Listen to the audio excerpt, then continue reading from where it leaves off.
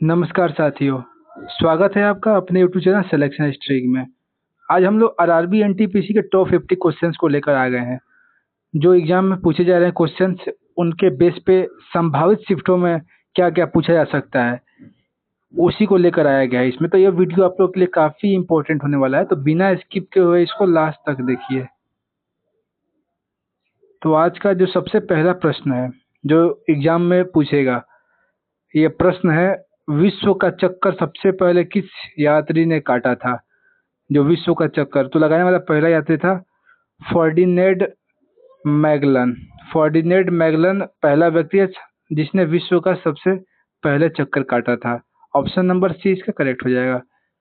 दूसरा क्वेश्चन है हमारा, किस मुगल शासक को जिंदा पीर कहा जाता है? जिंदा पीर, तो जिंदा पीर किसको कहते हैं? औरंगजेब को जिंदा पीर कहते हैं। ऑप्शन नंबर 20 का सही जवाब हो जाएगा। क्वेश्चन नंबर थर्ड है आज का, दिल्ली सल्तनत के किस शासक ने बाजार नियंत्रण प्रणाली लागू की थी? बाजार नियंत्रण प्रणाली तो अलाउद्दीन खिलजी ने लागू की थी। अलाउद्दीन खिलजी, ऑप्शन नंबर 20 का सही हो जाएगा। क्वेश्चन नंबर फोर्थ है, सत्यशोधक समाज की स्थापना 1873 में किसने की थी? सत्यशोधक समाज की जो स्थापना हुई थी, तो इसको ज्योतिबा फुले ने इसकी स्थापना की थी। ऑप्शन नंबर डी सही हो जाएगा।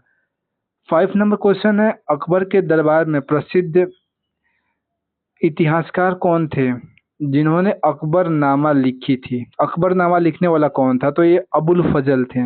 अबुल फजल जिन्होंने अकबरनामा लिखी थी और अकबर के जीवन पे आधारित है वो। 6 नंबर क्वेश्चन है आज का, सिंधु घाटी सभ्यता का कौन सा स्थल वर्तमान में पाकिस्तान में मोंटोगमरी जिला में है? मोंटोगमरी जिला में, तो वो स्थल कौन सा है? हड़प्पा। जो हड़प्पा है वो पाकिस्तान में स्थित है। ऑप्शन नंबर सी सही हो जाएगा। क्वेश्चन नंबर 7 देखिएगा आजकल, 1930 में चटगांव शस्त्रागार छापा मारी का नेतृत्व किसने किया था? क्या पूछ रहा है? चटगांव शस्त्रागार छापामारी का नेतृत्व, तो इसका करेक्ट जवाब हो जाएगा सूर्य सेन। सूर्य सेन ने इसका नेतृत्व किया था। ऑप्शन नंबर 20 सही हो जाएगा। क्वेश्चन नंबर 8 है, गंगाई कोंडा यानी गंगा का विजेता की उपाधि किस चोल शासक ने धारण की थी? किस चोल शासक ने धारण की थी? तो इसको राजेंद्र चोल प्रथम था, इसने गंगाई कोंडा का उपाधि धारण की थी। ऑप्शन नंबर 20 सही हो जाएगा। क्वेश्चन नंबर 9, महात्मा गांधी ने किस घटना के कारण असहयोग आंदोलन वापस ले लिया था? तो महात्मा गांधी ने जो चौरा चौरी कांड हुआ था, चौरा चौरी कांड, जिसके बाद इन्होंने 1922 में असहयोग आंदोलन वापस ले लिया था। और ये शुरुआत कब हुई थी इसकी? 1920 में। क्वेश्चन नंबर 10 है, मौर्य वंश का अंतिम शासक कौन था जिसकी हत्या पुष्यमित्र शुंग ने की थी? मौर्य वंश का अंतिम शासक पूछा जा रहा है, तो वृहदत्त। वृहदत्त की हत्या पुष्यमित्र शुंग ने करी थी। Option number D. Question number 11 है, भारतीय संविधान का अनुच्छेद 108 किससे संबंधित है?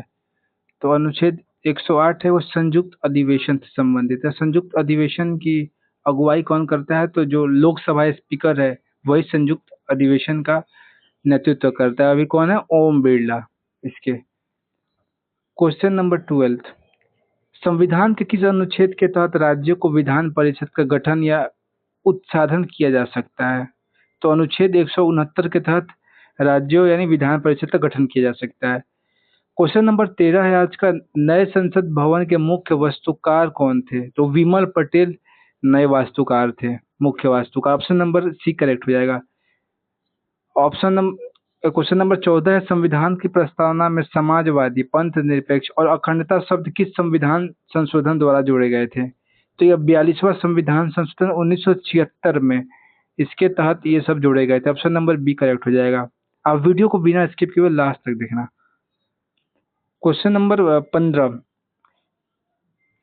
किसी राज्य के राष्ट्रपति शासन अनुच्छेद 356 में, मतलब राष्ट्रपति शासन का उल्लेख है, अधिकतम कितनी अवधि के लिए लगाया जा सकता है? तो 3 वर्ष के लिए राष्ट्रपति शासन लगाया जा सकता है अधिकतम।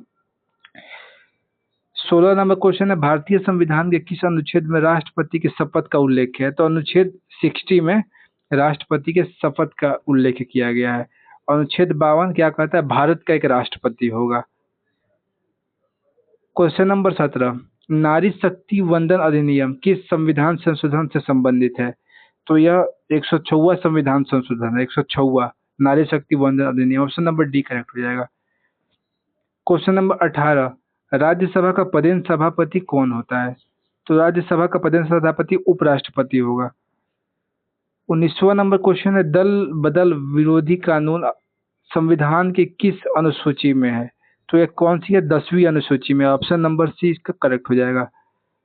क्वेश्चन नंबर 20, भारत के वित्त आयोग का गठन किस अनुच्छेद के तहत किया जा सकता है? तो वित्त आयोग का गठन जो है अनुच्छेद 280 के तहत, अनुच्छेद 280 के तहत होता है। ऑप्शन नंबर बी करेक्ट हो जाएगा। क्वेश्चन नंबर 21, भारत की मानक समय रेखा कौन सी है? जो मानक समय रेखा है, तो भारत की जो मानक समय रेखा है वो 82 डिग्री 30 यानी पूर्वी देशांतर। ऑप्शन नंबर 20 का करेक्ट हो जाएगा। क्वेश्चन नंबर 22, नर्मदा नदी का उद्गम स्थल कहाँ पे है? तो इसका अमरकंटक की पहाड़ियां से होकर गुजरती है नर्मदा नदी। क्वेश्चन नंबर 23, भारत के किस द्वीप समूह का निर्माण कोरल यानी रीफ प्रवाल भीति से हुआ है? कौन सी द्वीप समूह का?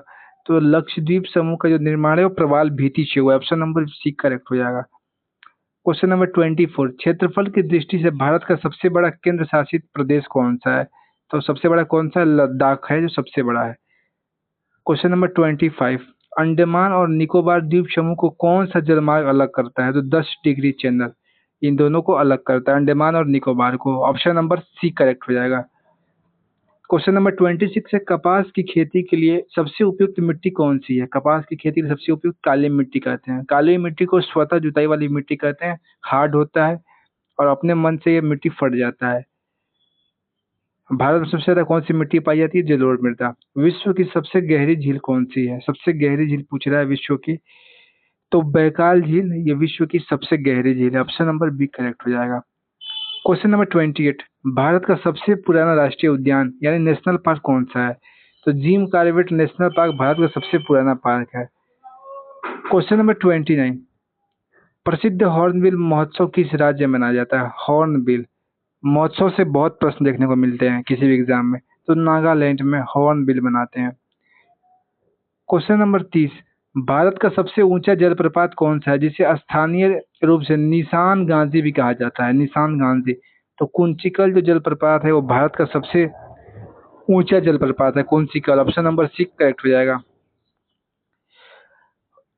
21वां नंबर क्वेश्चन, कोशिका का पावर हाउस किसे कहा जाता है? Power house of the cell mitochondria is called mitochondria. Option number C correct हो जाएगा। क्वेश्चन नंबर 32, विटामिन बी 1 का रासायनिक नाम क्या है? तो बी 1 का रासायनिक नाम क्या है? थाइमिन। Option number B. 33 नंबर क्वेश्चन है, मनुष्य के शरीर में इंसुलिन का निर्माण कहाँ पे होता है? तो इंसुलिन का जो निर्माण है ये पैनक्रियाज यानी अग्नाशय में होता है, pancreas. Option number B correct हो जाएगा। 34 नंबर क्वेश्चन है, ध्वनि की तीव्रता किसमें मापा जाता है? ध्वनि की तीव्रता को डेसिबल में कहते हैं, डेसिबल में। ऑप्शन नंबर सी करेक्ट हो जाएगा।